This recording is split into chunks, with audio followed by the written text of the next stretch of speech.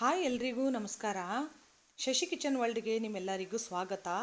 ಇವತ್ತು ನಾವು ಪಾನಿಪುರಿ ಮಾಡೋಣ. ಸ್ಟ್ರೀಟ್ ಸ್ಟೈಲಲ್ಲಿ ಹೇಗೆ ಸಿಗುತ್ತೋ ಅದೇ ಟೇಸ್ಟಲ್ಲಿ ಪಾನಿಪುರಿ ರೆಡಿ ಮಾಡ್ತಾ ಇದ್ದೀವಿ. ಬನ್ನಿ ಹಾಗಾದರೆ ರೆಸಿಪಿ ನೋಡ್ಕೊಂಡು ಬರೋಣ.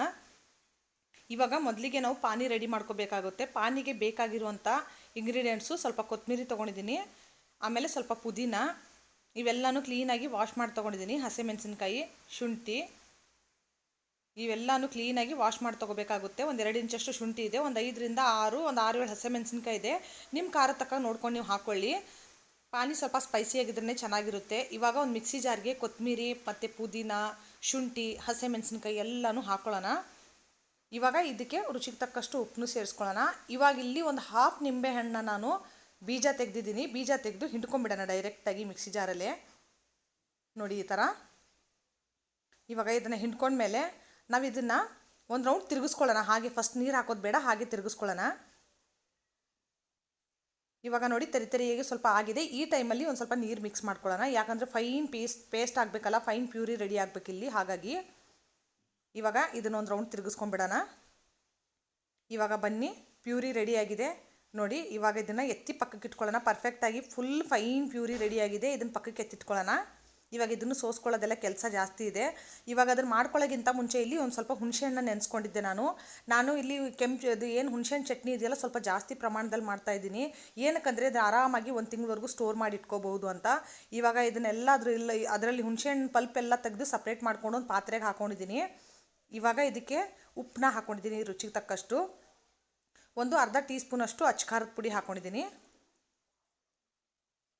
ಆಮೇಲೆ ಒಂದು ಅರ್ಧ ಟೀ ಸ್ಪೂನಷ್ಟು ಜೀರಿಗೆ.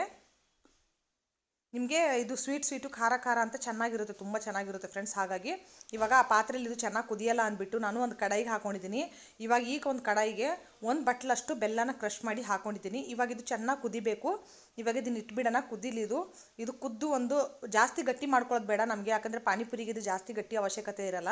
ನಮಗೆ ಪಾನಿಪುರಿಗೆ ಎಷ್ಟು ಬೇಕೋ ಕುದ್ಮೇಲೆ ಸೈಡಲ್ಲಿ ಎತ್ತಿಟ್ಕೊಂಡ್ಬಿಡೋಣ.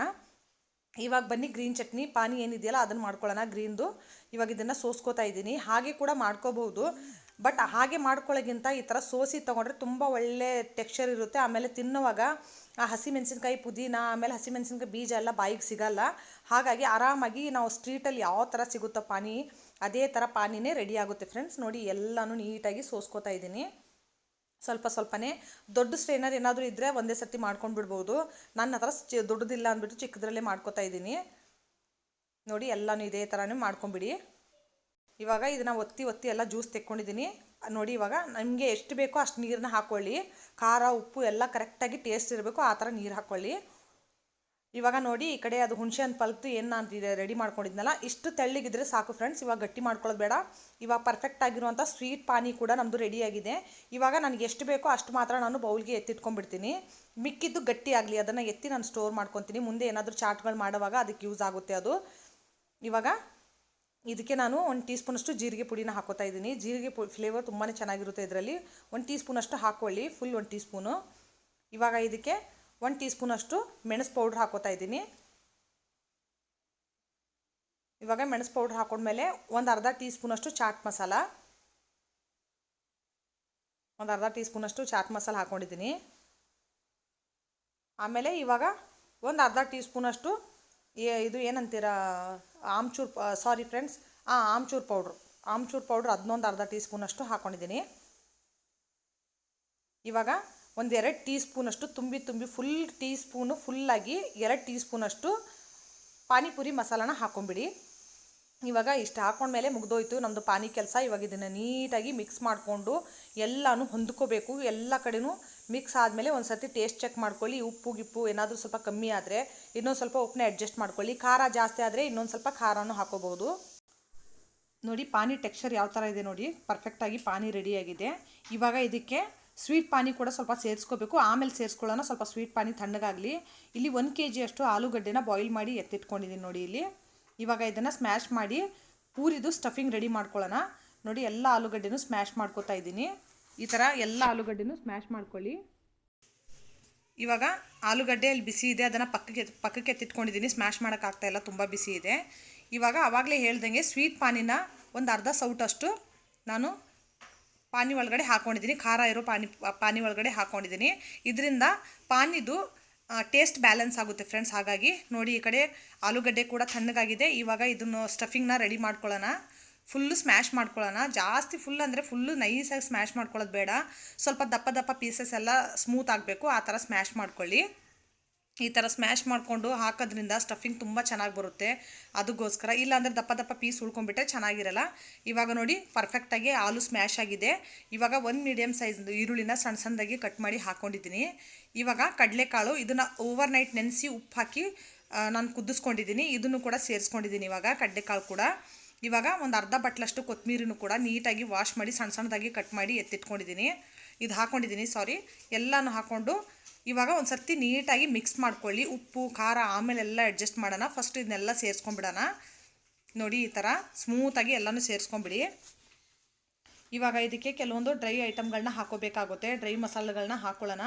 1 ಟೀ ಸ್ಪೂನಷ್ಟು ಚಾಟ್ ಮಸಾಲ ಹಾಕ್ಕೊಂಡಿದ್ದೀನಿ. ಇಲ್ಲಿ 1 ಟೀ ಸ್ಪೂನಷ್ಟು ಚಾಟ್ ಮಸಾಲ ಹಾಕ್ಕೊಂಡ್ಮೇಲೆ ಅರ್ಧ ಟೀ ಸ್ಪೂನಷ್ಟು ಜೀರಿಗೆ ಪುಡಿ ಹಾಕ್ಕೊಂಡಿದ್ದೀನಿ.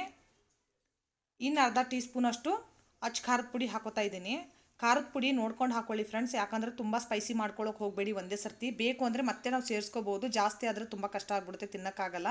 ಹಾಗಾಗಿ ನೋಡಿಕೊಂಡೇ ಹಾಕ್ಕೊಳ್ಳಿ. ಇವಾಗ ಒಂದು ಅರ್ಧ ಟೀ ಸ್ಪೂನಷ್ಟು ಆಮ್ಚೂರು ಪೌಡ್ರ್ ಹಾಕೋತಾ ಇದ್ದೀನಿ. ಆಮ್ಚೂರು ಪೌಡ್ರ್ ಹಾಕ್ಕೊಂಡಾದ್ಮೇಲೆ ಇವಾಗ ಒಂದು ಅರ್ಧ ಟೀ ಸ್ಪೂನಷ್ಟು ಧನಿಯಾ ಪುಡಿನ ಹಾಕ್ಕೊಂಡಿದ್ದೀನಿ.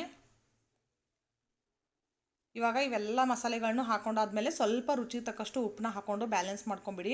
ಉಪ್ಪನ್ನ ನೋಡ್ಕೊಂಡು ಹಾಕ್ಕೊಳ್ಳಿ ಫ್ರೆಂಡ್ಸ್, ಯಾಕಂದರೆ ಎಲ್ಲದರಲ್ಲೂ ಉಪ್ಪಿರುತ್ತೆ, ನೋಡಿಕೊಂಡೇ ಹಾಕ್ಕೊಳ್ಳಿ. ಇವಾಗ ಒಂದು ಅರ್ಧ ಸೌಟಷ್ಟು ಖಾರ ಇರೋ ಪಾನಿ, ಆಮೇಲೆ ಒಂದು ಅರ್ಧ ಸೌಟಷ್ಟು ಸ್ವೀಟ್ ಇರೋ ಪಾನಿ, ಇವೆಲ್ಲನೂ ಹಾಕ್ಕೊಂಡು ಒಂದು ಸರ್ತಿ ನೀಟಾಗಿ ಮಿಕ್ಸ್ ಮಾಡ್ಕೊಳ್ಳಿ ಫ್ರೆಂಡ್ಸ್. ಸಖತ್ತಾಗಿರುತ್ತೆ, ನಿಜವಾಗ್ಲೂ ಹೇಳ್ತೀನಿ. ಎಲ್ಲ ಕಾಂಬಿನೇಷನು ತುಂಬ ಚೆನ್ನಾಗಿರುತ್ತೆ. ಈ ಮಸಾಲಾನ ನೀವು ಆರಾಮಾಗಿ 1-2 ದಿನ ಆದರೂ ಆರಾಮಾಗಿ ಫ್ರಿಜ್ಜಲ್ಲಿ ಇಟ್ಕೊಂಡು ಸ್ಟೋರ್ ಮಾಡಿ ತಿನ್ಬೋದು. ಮಾಡೋಂಗಿದ್ರೆ ಒಂದು ಸ್ವಲ್ಪ ಜಾಸ್ತಿ ಕ್ವಾಂಟಿಟಿಲಿ ಮಾಡ್ಕೊಳ್ಳಿ. 2 ಡೇಸ್ ಇಟ್ಕೋಬೋದು ಆರಾಮಾಗಿ ಮಸಾಲಾನ. ನೋಡಿ ಎಷ್ಟು ಒಳ್ಳೆ ಕಲರ್ ಬಂದಿದೆ.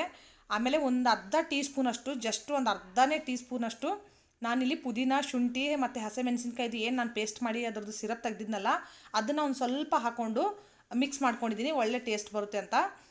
ಇವಾಗ ಇಲ್ಲಿ ಪೂರಿ ಮಾಡೋಕ್ಕೆ ನಾನು ಏನು ಹಿಟ್ಟು ಕಲಿಸ್ಕೊಂಡು ಪೂರಿ ಮಾಡ್ತಾಯಿಲ್ಲ ಫ್ರೆಂಡ್ಸ್, ರೆಡಿಮೇಡ್ ಆಗಿರುವಂಥ ಪೂರಿನೇ ತೊಗೊಂಬಂದಿದ್ದೀನಿ ನಾನು.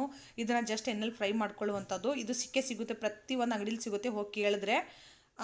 ಇನ್ನೊಂದು ಸರ್ತಿ ನೆಕ್ಸ್ಟ್ ಏನಾದರೂ ನಾನು ಮಾಡಬೇಕು ಅಂದರೆ ಪೂರಿದು ಕೂಡ ರೆಸಿಪಿನ ಹಾಕ್ತೀನಿ. ಪೂರಿ ರೆಸಿಪಿ ನಿಮಗೆ ಏನಾದರೂ ಬೇಕು ಅಂದರೆ ಕಮೆಂಟ್ ಸೆಕ್ಷನಲ್ಲಿ ಹೇಳಿ.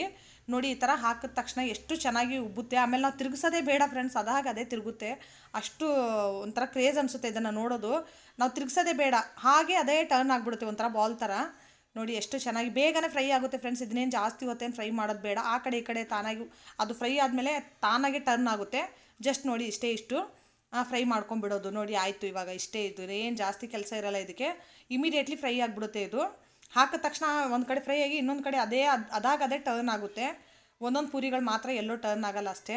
ಇವಾಗ ನೋಡಿ ಎಣ್ಣೆ ಚೆನ್ನಾಗಿ ಕಾಯ್ದಿದೆ. ಅದು ಹೇಗೆ ಟರ್ನ್ ಆಗುತ್ತೆ ನೋಡಿ ಫ್ರೆಂಡ್ಸ್. ಎಲ್ಲ ಪೂರಿಗಳು ಅದೇ ಹೆಂಗೆ ಹೊರಳುತ್ತೆ ನೋಡಿ. ನೋಡೋಕ್ಕೆ ಒಂಥರ ಚೆಂದ ಈ ಪೂರಿನ ಫ್ರೈ ಮಾಡುವಾಗ. ನೋಡಿ ಒಂಥರ ಬಾಲ್ ಥರ ಎಷ್ಟು ಚೆನ್ನಾಗಿ ಫ್ರೈ ಆಗ್ತಾ ಇದ್ದಾವೆ ನೋಡೋಕ್ಕೆ. ಇದನ್ನು ಕೂಡ ಸೇಮ್ ಇದೇ ಥರನೇ ಪೂರಿನ ನಾವು ಮನೆಯಲ್ಲೂ ಮಾಡ್ಕೋಬೋದು. ಅದ್ರ ರೆಸಿಪಿ ಏನಾದರೂ ಬೇಕು ಅಂದರೆ ಆವಾಗಲೇ ಹೇಳಿದ್ನಲ್ಲ ನಿಮಗೆ, ಕಮೆಂಟ್ ಸೆಕ್ಷನಲ್ಲಿ ಹೇಳಿ ನನಗೆ, ನಾನು ಅದನ್ನು ಕೂಡ ಒಂದು ಸರ್ತಿ ಮಾಡಿ ತೋರಿಸ್ತೀನಿ ನಿಮಗೆ. ಇವಾಗ ನೋಡಿ ಎಲ್ಲ ಪೂರಿಗಳನ್ನು ಫ್ರೈ ಮಾಡ್ಕೊಂಡಿದ್ದಾಯಿತು. ನಿಮ್ಗೆ ಎಷ್ಟು ಪೂರಿ ಬೇಕೋ ಅಷ್ಟು ಪೂರಿನ ಫ್ರೈ ಮಾಡ್ಕೊಳ್ಳಿ. ಇವಾಗ ಎಲ್ಲ ಪೂರಿನ ಮಾಡ್ಕೊಂಡಾದ್ಮೇಲೆ ನೋಡಿ ಈ ಥರ ಆಗಿದೆ. ನಾನು ಇಷ್ಟೊಂದು ಪೂರಿಗಳನ್ನ ಫ್ರೈ ಮಾಡ್ಕೊಂಡಿದ್ದೀನಿ, ಒಂದು ಪೂರಿ ಕಡೆ ಮಿಸ್ ಆಗಿಲ್ಲ. ಎಲ್ಲ ಪೂರಿಗಳು ಎಷ್ಟು ಚೆನ್ನಾಗಿ ಫ್ಲಫಿ ಆಗಿದೆ. ಆಮೇಲೆ ಎಷ್ಟು ಕ್ರಿಸ್ಪಿಯಾಗಿ ಆಗಿದೆ ನೋಡಿ ಫ್ರೆಂಡ್ಸ್, ನಿಮ್ಮ ಮುಂದೆನೇ ತೋರಿಸ್ತಾ ಇದ್ದೀನಿ ಎಷ್ಟೊಂದು ಕ್ರಂಚಿಯಾಗಿ ಆಗಿದೆ. ಇವಾಗ ಇವಕ್ಕೆಲ್ಲ ನಾವು ಸ್ಟಫಿಂಗ್ ರೆಡಿ ಮಾಡ್ಕೊಳ್ಳೋಣ ಬನ್ನಿ. ಇಲ್ಲಿ ನಾನು ಸ್ವಲ್ಪನೇ ಎಷ್ಟು ಬೇಕೋ ಅಷ್ಟೇ ಸ್ಟಫಿಂಗ್ ಇಟ್ಕೊಂಡು ಮಿಕ್ಕಿದ್ದನ್ನು ಫ್ರಿಜ್ಜಲ್ಲಿ ಎತ್ತಿಟ್ಕೊಂಡು ಬಿಟ್ಟಿದ್ದೀನಿ. ಸ್ಟಫಿಂಗ್ನ ಪಾನಿಪುರಿ ಅವ್ರ ಥರ ಸ್ವಲ್ಪನೇ ಹಾಕಬೇಡಿ. ಮನೇಲೇ ಮಾಡಿರೋದಲ್ವ, ಜಾಸ್ತಿ ಸ್ಟಫಿಂಗ್ ಹಾಕ್ಕೊಂಡು ತಿನ್ಬೋದು. ತಿನ್ನೋಕೆ ಆ ಸ್ಟಫಿಂಗ್ ಮಜಾನೇ ಬೇರೆ ಇರುತ್ತೆ ಫ್ರೆಂಡ್ಸ್. ಏನಾಗುತ್ತೆ ಅಂದರೆ ಸ್ಟ್ರೀಟಲ್ಲಿ ಹೋಗಿ ನಾವು ಪಾನಿಪುರಿ ತಿನ್ನೋವಾಗ ಸ್ವಲ್ಪನೇ ಸ್ಟಫಿಂಗ್ ಹಾಕಿಬಿಡ್ತಾರೆ. ಹಾಗಾಗಿ ಅದು ತಿನ್ನೋಕೆ ಅಷ್ಟೊಂದು ನಮಗೆ ಮಜಾ ಬರೋಲ್ಲ. ಇಲ್ಲಿ ನಾವು ಜಾಸ್ತಿ ಸ್ಟಫಿಂಗ್ ಹಾಕ್ಕೊಂಡು ಆ ಪೂರಿನ ಪಾನಿ ಒಳಗಡೆ ಎದ್ದು ತಿಂದರೆ ನಿಜವಾಗ್ಲೂ ಹೇಳ್ತೀನಿ ಸಖತ್ತಾಗಿರುತ್ತೆ ಫ್ರೆಂಡ್ಸ್. ನೀವು ಕೂಡ ಟ್ರೈ ಮಾಡಿ. ಮಾಡೋದಂತೂ ತುಂಬಾ ಸುಲಭ. ಪಾನಿಪುರಿ ಒಂದು ಸರ್ತಿ ಮಾಡಿ ಇಟ್ಕೊಂಡ್ರೆ ಆರಾಮಾಗಿ 2 ದಿನ ತಿನ್ಬೋದು. ಪಾನಿಪುರಿದು ಫುಲ್ಲು ಏನು ಇಂಗ್ರೀಡಿಯೆಂಟ್ ಇದೆಯಲ್ಲ ನೋಡಿ, ಎಲ್ಲ ಪೂರಿನೂ ನಾನು ಸ್ಟಫ್ ಮಾಡ್ಕೊಂಡಿದ್ದೀನಿ. ಇವಾಗ ಒಂದು ಬೌಲಲ್ಲಿ ಸ್ವೀಟ್ ಪಾನಿನ ತೆಗಿತಾ ಇದ್ದೀನಿ ನೋಡಿ. ಒಂದು ಬೌಲಲ್ಲಿ ಸ್ವೀಟ್ ಪಾನಿ ತೆಗೆದಿದ್ದೀನಿ. ಇವಾಗ ನಿಮಗೆ ನಾನು ಅವಾಗಲೇ ಹೇಳಿದ್ನಲ್ಲ ಈ ಪಾನಿಗೆ ಇನ್ನೊಂದು ಸ್ವಲ್ಪ ಕೆಲಸ ಇದೆ ಅಂತ. ಅದು ಏನಂದರೆ ಇವಾಗ ಹೇಳ್ತೀನಿ ನೋಡ, ಸ್ವಲ್ಪ ಬೂಂದಿ ಹಾಕೊಂಡ್ಬಿಡಿ. ನಾನು ಅವಾಗಲೇ ಬೂಂದಿ ಹಾಕೊಂಡಿರಲಿಲ್ಲ. ಸ್ವಲ್ಪ ಬೂಂದಿ ಹಾಕ್ಕೊಂಡು ನೀವು ಸರ್ವ್ ಮಾಡಿದ್ರೆ ನೋಡೋಕ್ಕೂ ತುಂಬ ಕಲರ್ಫುಲ್ ಆಗಿರುತ್ತೆ, ಆಮೇಲೆ ತಿನ್ನೋಕ್ಕೂ ಚೆನ್ನಾಗಿರುತ್ತೆ. ನನಗೆ ಪ್ಲೇನ್ ಬೂಂದಿ ಸಿಗಲಿಲ್ಲ, ಖಾರ ಬೂಂದಿ ಸಿಕ್ಕಿರೋದು ನನಗೆ, ಹಾಗಾಗಿ ಅದನ್ನೇ ಯೂಸ್ ಮಾಡಿದ್ದೀನಿ. ಏನು ತೊಂದರೆ ಇಲ್ಲ, ತಿನ್ಬೋದು. ಯಾಕಂದರೆ ಪಾನಿಪುರಿ ಕೂಡ ಖಾರನೇ ಇರುತ್ತಲ್ಲ, ಹಾಗಾಗಿ ಇದು ಕೂಡ ಚೆನ್ನಾಗಿರುತ್ತೆ. ಇವಾಗ ನೋಡಿ ಖಾರ ಇರುವಂಥ ಪಾನಿ ಕೂಡ ನಾನು ಸೇರಿಸ್ಕೊತಾ ಇದ್ದೀನಿ ಬೌಲ್ಗೆ. ಎಲ್ಲನೂ ಸೇರಿಸ್ಕೊಂಡು ಸಖತ್ತಾಗಿರುವಂಥ ಪಾನಿಪುರಿ ನೋಡಿ ಮನೇಲಿ ಆರಾಮಾಗಿ ಎಷ್ಟು ಈಸಿಯಾಗಿ ಮಾಡ್ಕೋಬೋದು ಅಂತ ನಿಮಗೆ ತೋರಿಸ್ತಾ ಇದ್ದೀನಿ ಈ ವಿಡಿಯೋ ಮುಖಾಂತರ. ನೋಡಿ ಎಷ್ಟು ಚೆನ್ನಾಗಿದೆ ಫ್ರೆಂಡ್ಸ್, ಹತ್ತಿರದಿಂದ ತೋರಿಸ್ತೀನಿ. ಇದ್ರ ಮೇಲೆ ಏನಾದರೂ ಬೇಕು ಅಂದರೆ ನೀವು ಮಿಕ್ಸರ್ ಕೂಡ ಬರುತ್ತಲ್ಲ ಸಣ್ಣದಾಗಿರೋದು, ಅದನ್ನು ಕೂಡ ಹಾಕ್ಕೊಂಡು ತಿನ್ಬೋದು. ಬಟ್ ನಾನಿಲ್ಲಿ ನಾರ್ಮಲಿ ಪ್ಲೈನೇ ಇಟ್ಕೊಂಡಿದ್ದೀನಿ. ಬೇಕು ಅಂದರೆ ಮೇಲೆ ಸ್ವಲ್ಪ ಕೊತ್ತಂಬರಿ ಸೊಪ್ಪು ಗಿಪ್ಪು ಹಾಕ್ಕೊಂಡು ತಿನ್ಬೋದು, ಚೆನ್ನಾಗಿರುತ್ತೆ. ತುಂಬ ಟೇಸ್ಟಿಯಾಗಿರುತ್ತೆ ಫ್ರೆಂಡ್ಸ್. ಹೊರಗಡೆ ಹೋದರೆ ನಾವು ಪಾನಿಪುರಿಲಿ ಲೆಕ್ಕ ಹಾಕೊಂಡು ತಿನ್ನಬೇಕಾಗುತ್ತೆ. ಮನೇಲಿ ಮಾಡಿದ್ರೆ ಎಷ್ಟು ಬೇಕಾದರೂ ತಿನ್ಬೋದು, ಯಾರು ತಡೆಯೋರಿರಲ್ಲ, ಅಷ್ಟು ಚೆನ್ನಾಗಿರುತ್ತೆ. ತುಂಬ ಟೇಸ್ಟಿಯಾಗಿರುವಂಥ ಡಿಲಿಷಿಯಸ್ ಆಗಿರುವಂಥ ಪಾನಿಪುರಿ ರೆಡಿಯಾಗಿದೆ ಫ್ರೆಂಡ್ಸ್. ಈ ರೆಸಿಪಿ ನಿಮಗೆ ಇಷ್ಟ ಆದರೆ ಫ್ಯಾಮಿಲಿ ಫ್ರೆಂಡ್ಸ್ ಜೊತೆ ಶೇರ್ ಮಾಡೋದನ್ನು ಮರಿಬೇಡಿ. ಆಮೇಲೆ ಲೈಕ್ ಶೇರ್ ಸಬ್ಸ್ಕ್ರೈಬ್ ಮಾಡೋದನ್ನ ಅಂತೂ ಖಂಡಿತವಾಗ್ಲೂ ಮರಿಬೇಡಿ ಫ್ರೆಂಡ್ಸ್. ಆಮೇಲೆ ಈ ರುಚಿಯಾದಂಥ ಪಾನಿಪುರಿನ ನೀವೇನಾದರೂ ಮನೇಲಿ ಟ್ರೈ ಮಾಡೋಂಗಿದ್ರೆ ಪ್ರತಿಯೊಂದು ಇಂಗ್ರೀಡಿಯೆಂಟ್ನ ಡಿಸ್ಕ್ರಿಪ್ಷನಲ್ಲಿ ಮೆನ್ಷನ್ ಮಾಡಿರ್ತೀನಿ, ಅಲ್ಲಿ ಹೋಗಿ ನೀವು ಚೆಕ್ ಮಾಡ್ಬೋದು. Thank you for watching friends.